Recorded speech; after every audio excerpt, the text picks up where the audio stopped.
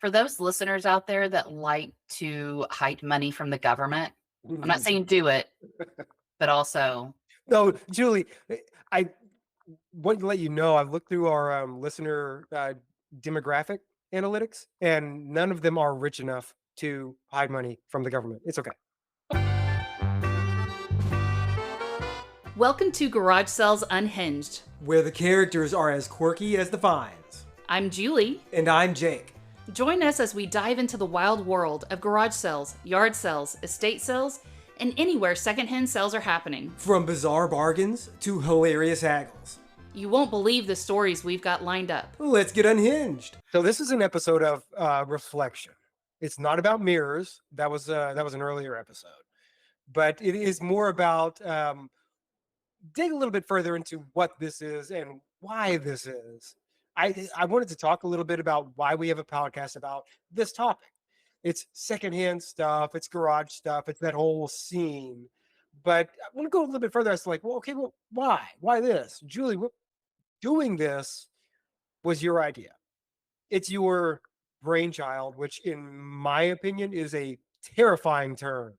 What got you onto this beat? You brought this to me. You pointed a gun at me and said, "You're doing this. Why did you do that?" Well, to clarify for our audience, it was a finger gun. Yeah, And I'm a big fan of finger guns. I don't like people pointing at me. Well, I'm your sister, so I don't care what you like. So the whole purpose of doing the podcast is one, I wanted an excuse to hang out with my brother Jake. And I felt like I had to lure you into this. Like we couldn't just hang out for the sake of hanging out. No, that'd be weird. Yeah. Like we're adults now. Why would we do that?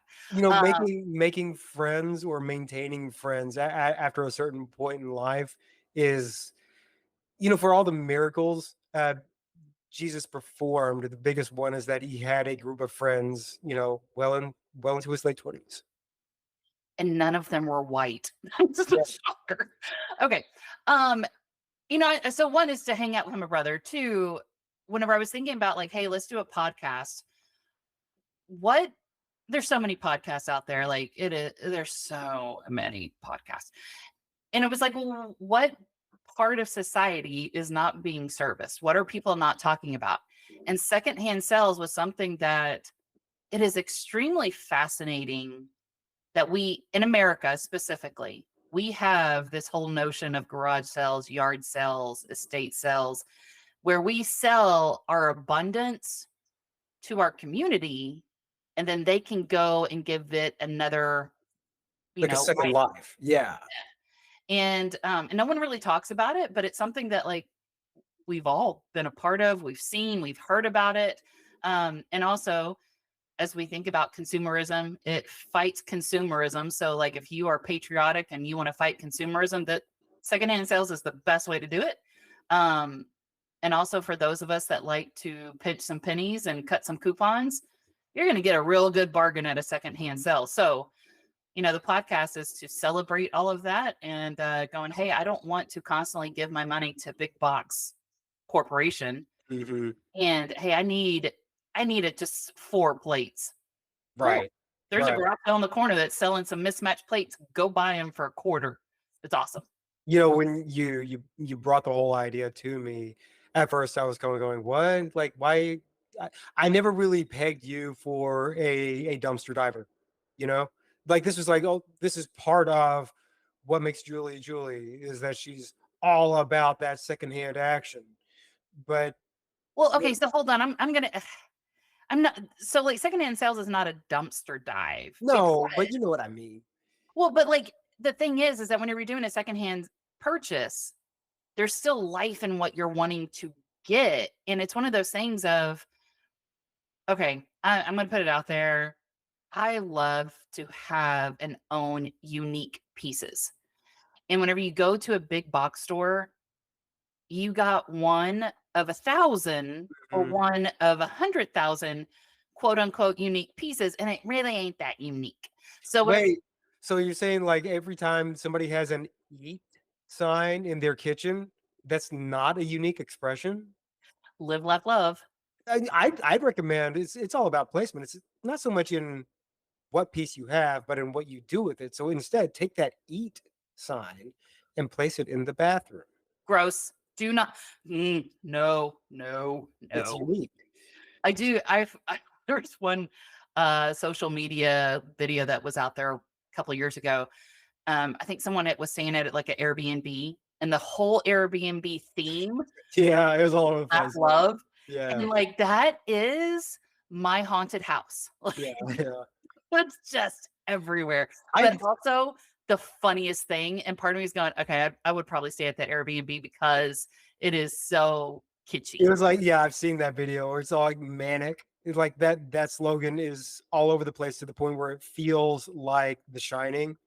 Yeah. Well, Yeah. and also for those of you that are not part of our family, there was several years that I would give Jacob for birthdays, for holidays, I would gift him a frog, not a live frog. And it was like some kind of like ornamental thing. So one year I gave him a tape dispenser that looked like a frog. Um, what else did I get? There's a lot of frog A figurines. lot of, paperweights, figurines, wooden, like Peruvian frog carving.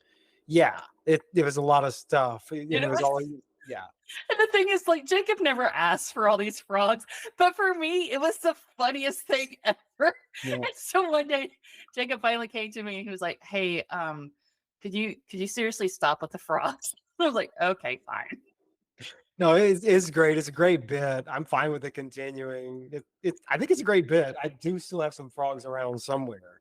Hey, if you're fine with it continuing, guess what? Yeah, it was like, You just open the front doors.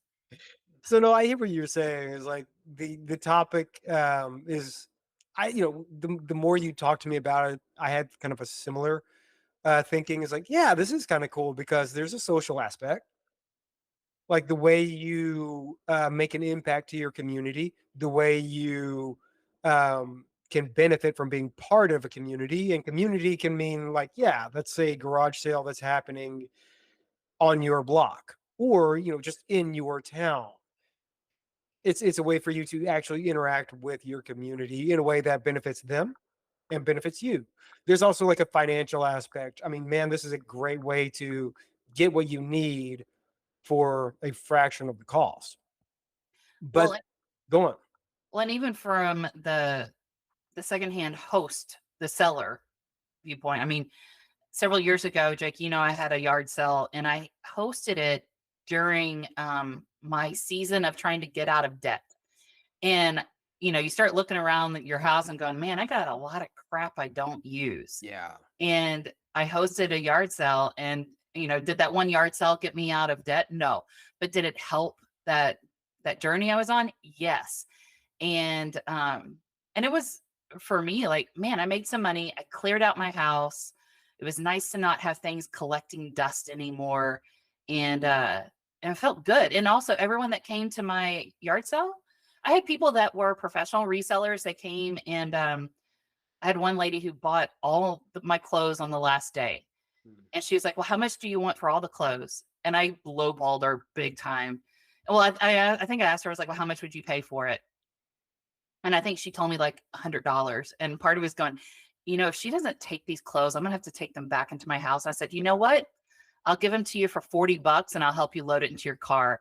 And she was so excited. Well, she actually runs a boutique for ladies that are looking for business clothes and stuff like that. So I was like, and even if that's what she told me, and even if she was like, hey, I'm going to tell this lady a story. So she gives me, I don't It's care. for the children. Yeah. Oh, Like I didn't care. I wanted it out of my house. But man, some of the very unique characters that came that day.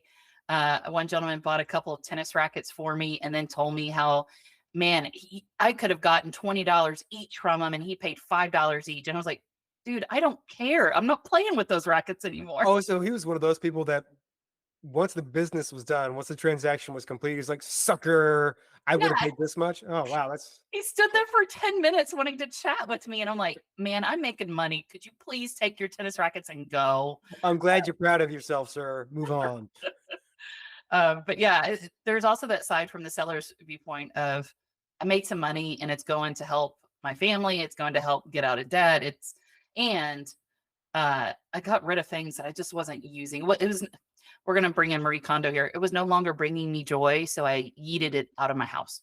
Makes sense. You know, it's so that's certainly like a part of it. You're benefiting from it. Other people are benefiting from it, you know, one way or another. You do odds are you didn't keep up with anybody. It's not like you and Mr. Tennis Racket Man now hang out or anything like that. But in that moment of transaction, there's a moment of community. Yeah, You very much so. well, in a way, you kind of open your home to these total strangers, and no one gets murdered. It's very rare. Uh, but two, like the deeply analytical part of me likes the topic because there's a kind of a subversive flavor to it, and you just talked about it. It's like you are actually participating in a micro economy Yeah, very much in lieu of participating in a macro economy. You're not going to buy stuff at Target. You're not getting it on Amazon. You're you're just buying from an individual, and this is likely cash, and it's on pennies on the dollar in some situations. And there's something really utilitarian about that. There's something that gets people connected, even briefly, with an understanding of value and an agreement of how this transaction works and what is a fair price. And it's doing that, it, like you mentioned, like it excludes people yeah. from a much broader economic scene that I feel like is a pretty healthy thing to do. It is, and, for those listeners out there that like to hide money from the government, I'm not saying do it, but also No, Julie, I want to let you know I've looked through our listener demographic analytics, and none of them are rich enough to hide money from the government. It's okay. there's that. But, you know, wherever I think the secondhand sales because it's again, there's stipulations for, you know, when you pay taxes, when you don't pay taxes for these sales. And for the vast majority of people that are doing secondhand sales, you don't pay taxes. But it's also one of those things of like, man, you don't have to tell Uncle Sam where you spent $100 to decorate your house or to you know, there's no sales tax Right. on filling up your kitchen with appliances. You get all your garden tools for on, you know, cheap. Another thing that I highly encourage people to buy at these secondhand things, sports equipment. So I talked about tennis Mhm. rackets, but like Yeah. if you are interested in getting into a sport, instead of going out there and buying equipment at top dollar, go to a couple of yard sales, garage sales, estate sales, find that sporting equipment that you can test out your hobby before you go and spend top dollar and get the latest and greatest equipment. That makes total sense. Like if you're not sure you're going to stick with this thing, why would you pay full price? Yeah.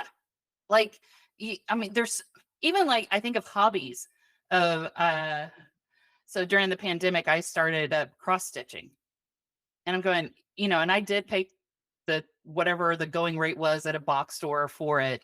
But I'm going, you know, I probably could have gone to a couple of places and found a hobby that I could have like gotten me started with cross stitching.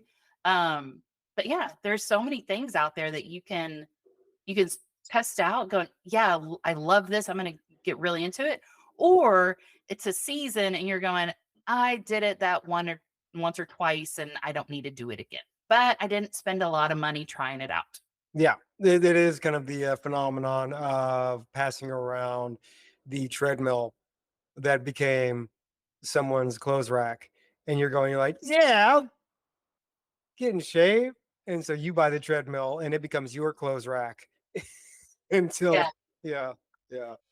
Are you planning a garage sale, yard sale, or estate sale and need some help? Look no further than Garage Sale Supply. They provide top-notch resources and expert advice to help you host the perfect sale. From pricing tips to promotional strategies, they've got you covered. Visit garagesalesupply.com and make your next sale a success.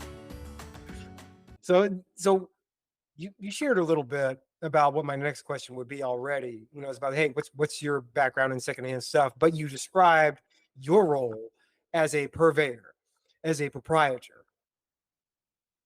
Tell me a little bit about your background as a purchaser, as a customer for secondhand. Like sorry, but I grew up with you, and you weren't exactly like stomping your feet about something at a garage sale. You wanted that My Little Pony uh, straight out the box. At some point, you made a transition. Do you remember what got you there?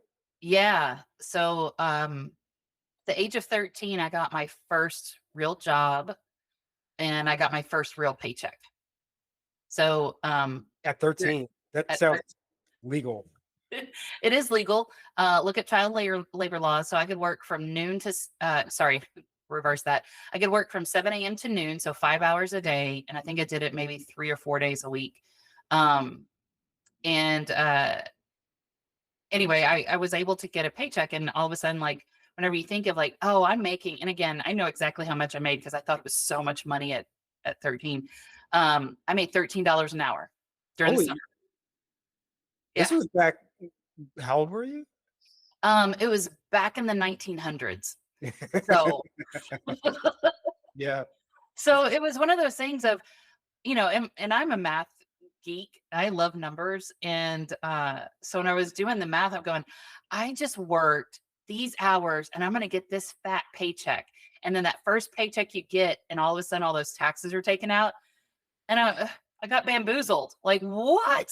And so, yeah, I think it was one of those things of, I like the shiny new stuff, but I also work really freaking hard for what I bring home. And there's some things that, yes, I want to buy brand new.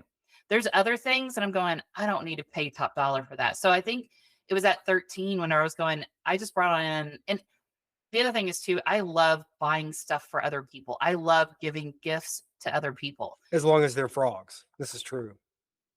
Well, that's still hilarious. I'm very proud of myself for that. But I want to say that Christmas, I think that was the year I bought mom some a Mickey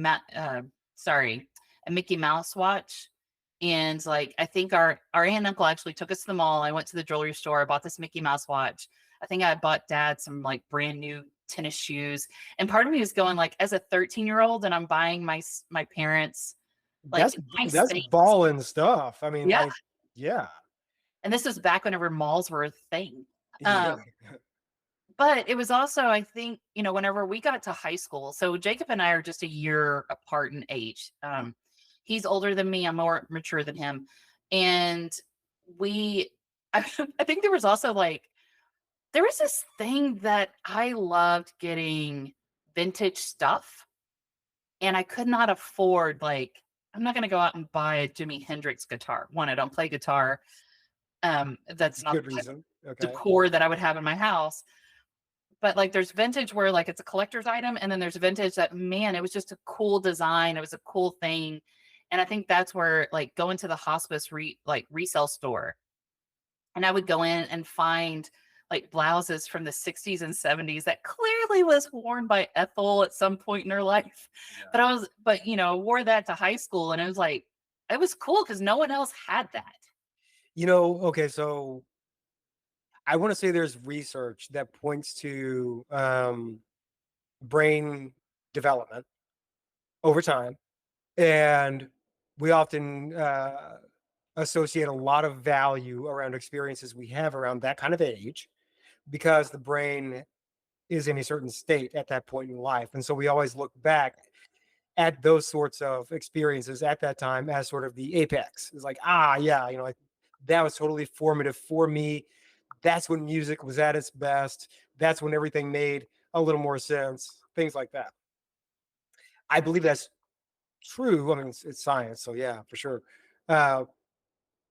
But it's kind of speaking to me too right now because I totally have the same sort of formative memories of the same place and probably for the same reasons. It was the hospice shop. I'm sure it had an actual name. I called it the hospice shop. Same deal. I'd go and buy clothes that, well, okay. So me back then, and probably still me now, I hate clothes that have a prominent brand on them. So I was like avoiding brands at all costs at a time where you weren't anybody unless the jeans were Jabot or something like that. Oh, I wanted those jeans so bad, and mom and dad would never buy them for me. See, okay, so I would see the word because again, the branding was very prominent, for you to be anybody at the time. I'd never heard it pronounced. And I was afraid to ask, what's that? Because then, well, you're not cool. There were many other obvious indicators to suggest that I was not cool, but I didn't want that to be one of them. I always thought it was pronounced Gerbod jeans. And honestly, I haven't heard Jabot pronounced until like the last handful of years and somebody going, oh my God, remember that? I was like, oh, that's what that was. That's how you said that. Got it. Oh, Just you're gonna such a heathen. give you an idea of what I would do with a time machine. I would go back to 1992 and go, hey, it's pronounced Jabot. Bye.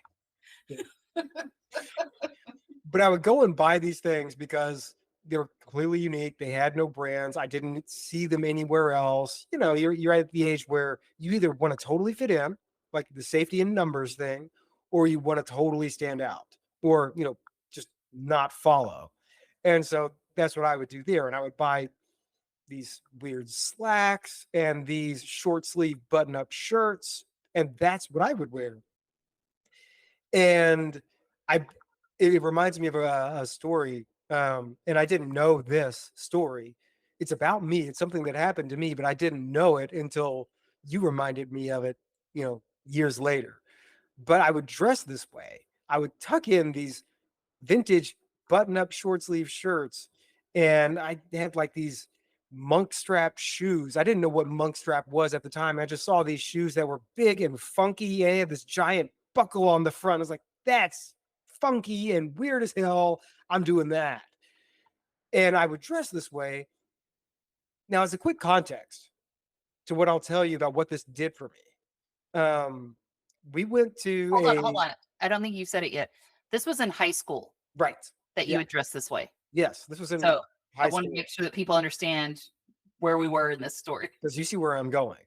The high school, some schools I'm sure are, they have better behaved student body than others. Well, and we also went to a very large high school, so there was I think there was like 2,000, probably around 2,000, a little bit more, a little bit less. 2,000 graduating class of about 500 odd. Yeah. Yeah. I'll just come right out and say it. The boys' rooms were always a total wreck. It was like Mad Max had to go to the bathroom, and it was just bad. If there was toilet paper, it was not in a condition, that encouraged its use. Yeah. There was a time I found I needed to use the facilities, and the sole toilet paper roll that was in there was jammed into the toilet, like forced into the water. Somebody do that. Like, who hurt you? Why would you do that? Yeah, hey man, you gotta stick it to the man. And also, that's not how you use toilet paper. Part of him is going, do we need to have a health lesson of how to use toilet paper? Yeah, you're right. Maybe somebody just took it literally, like, but it's toilet paper. It belongs here. This is its home. It's in the I'm name. very literal. You need to understand this. If you wanted to do that, call it butt paper. That's my brainchild. Also, I'm like, do they not know that the toilet can actually flush? You don't have to shove it down. Well, it couldn't after that. Oh, But gross. so in desperation, one day I just go like, you know what? I'm going to use the faculty restroom. And I made my way there. Sacrilege.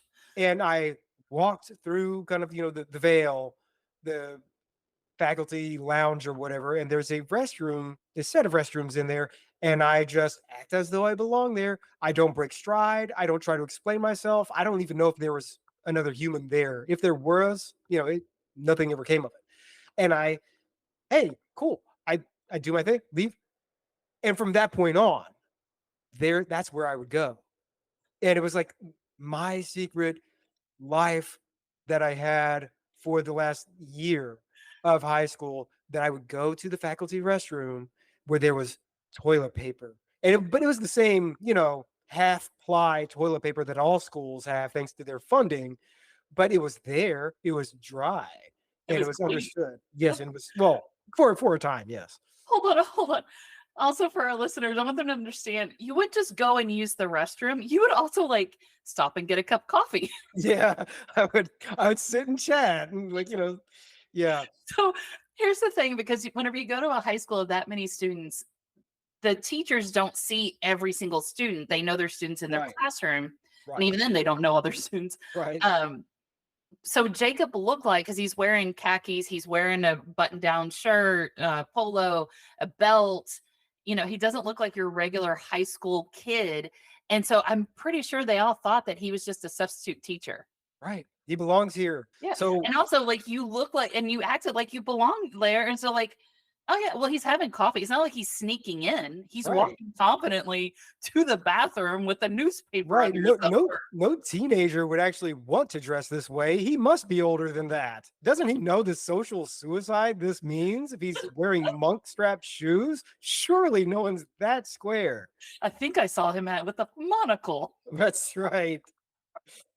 He- Clearly, this is someone that's for whom the weight of the world has already felt crushing in on his soul. So feel free to use the toilet paper. So yeah, having something unique, it has like all sorts of benefits beyond just like a form of self-expression. It can get you places you might otherwise not be able to go. So that's something I'm really proud of having pulled off, thanks to a fondness for these things that it was not the intention. I didn't set out going, I need to find a way to infiltrate the faculty bathroom, but it made it possible. It was a necessity thing that the clothes made the man. So do you, Julie, have any, is there something that you're proud to say that you got your hands on secondhand? Oh God, there's a lot of things. Um, Artwork. I mean, I know we did a previous episode where we're talking about secondhand or upscaled art, but I have bought artwork from um resale shops, from yard sales. A lot of this artwork is signed. It's original artwork. And I don't know, like, I don't think it's a Monet, but it could be. I don't know. I bought it because I liked it. Um, I mean, You definitely. don't have a signed Monet. You don't. Yeah. Is that what you're saying? Are you suggesting that might be the possibility? No, because Okay. I mean, I think Monet's work is great, but I definitely don't have anything like that. The other pieces, I don't know who the artist is, but it's signed, yada, yada, yada. I really love how like snooty you got just in that moment. You're like, Monet, he's fine. He's fine. He's got, he has some ideas, I guess. That's fine. Monet. Jacob, I shop at secondhand sales. I can afford to be snooty. Um, Definitely the clothes. I still remember to this day some of the blouses I got at thrift stores, and they were silk. They were very cool designed stuff. Also, because her mother was like, listen, if you want clean clothes, you wash it yourself. So like I learned how to do laundry of these things that are, very unique pieces. Learned how to sew on a button, because there's a lot of times they sell you something and it's missing a button. No problem. I will. And also, you can buy buttons at secondhand sales. So I would get like a bunch of buttons because I knew I would buy coats and the coats were missing buttons. And so I would just add in buttons that I found that I really liked. And then I just continue to create this very cool clothing. Yeah, I think I'm trying to also think. I have also purchased like casserole dishes that I love. So my husband and I, we love hosting people. And there's some casserole dishes that I purchased that were fun and funky. And so whenever we're going to a friend's house or we have friends coming over, it's a nice way to display your food in a very appeasing way. And yeah, there's tons of stuff in my house that secondhand sells galore that just, man, it makes Julie look like I got my crap together. And listeners, I do not. Yeah, fool them. Well, I guess that's the cool thing about it is whether it's through, necessity or preference, like the thing for me that makes this topic, one of the things that makes it interesting is that it's an economical way to be unique, whether that's for just your benefit or someone else's. Yeah. And because you only get this stuff by going out and finding it, it's less curated than shopping on Amazon or shopping at Walmart or Target or something like that, because there's more like individual effort on your part. Then that expression, whether it's just for you or somebody else, is more genuine. Yeah. It's more personal because it's a result of you finding that treasure. I would also say I've bought, and that's not a word. I have bought garden tools, Uh-huh. and those garden tools have allowed me to actually like plant my own garden. And also like tools, very expensive. I don't like, man, all you got to do is just maintain them and keep them up, and they keep working until they don't. But yeah, Honestly, it's like a huge tip, I think, for people. If you like, hey, just like look up what constitutes a durable good. Like it's an actual like economic category of goods of products that are sold in the marketplace. Look up what constitutes durable goods, and then go find that secondhand, because they're durable. Like you say, tools, hammers are sporting very equipment. sporting equipment, things like that. They're Yeah. gonna last, and people do kind of outgrow, I guess is the word, but they their needs for those things kind of wax and wane. Grab those, and it's a major money saver. And so some of my tools are the handle is held together with duct tape, Yeah, yeah. but they still work. Well, that's a really, this is like an episode just kind of dig a little further into the why behind this, and I guess in the course of doing so, Julie, come up with a lot of things that need to come out in counseling. So Yeah. Well, cool. your therapist has a full career ahead of him. Yeah, yeah. All right. Thanks, Julie. Bye. Talk to you next time.